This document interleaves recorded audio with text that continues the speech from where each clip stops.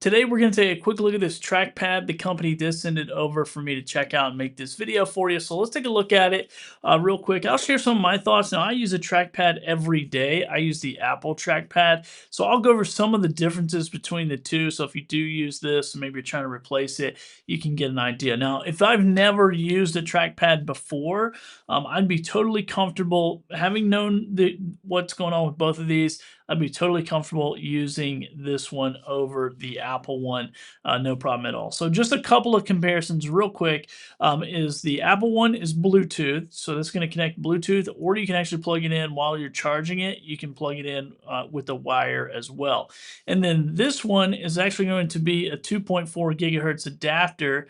That's USB-A. So you gotta plug this into your computer, or you can use this USB-A to USB-C adapter there. As you can see, you can just plug that in if you have just USB-C options. So that's kind of the difference there. Now you can also wire this in as well. So it does come with a charge cable / connection cable. So you can wire that in. So Bluetooth, non-Bluetooth. So if Bluetooth is a big deal for you, then I would, maybe consider the Apple one over this one.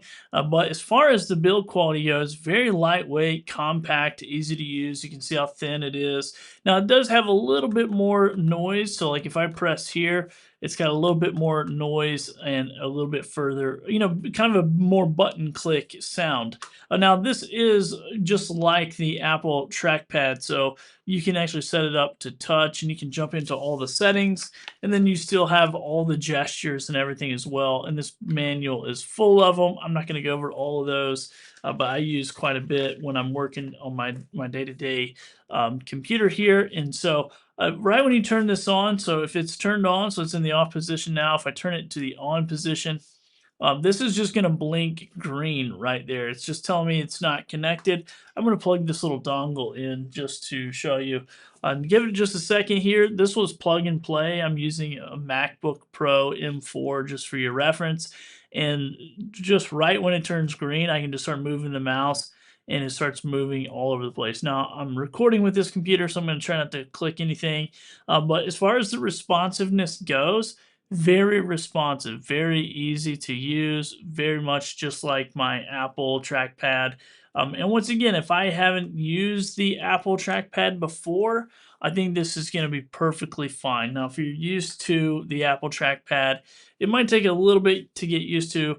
The build quality on this is good, but the Apple one is just a step better and just feels a little bit better. It doesn't have any noise, as to where just using this one, even if you're just doing tap, it has a little bit of a clicking sound, just because I think of the spacing between here.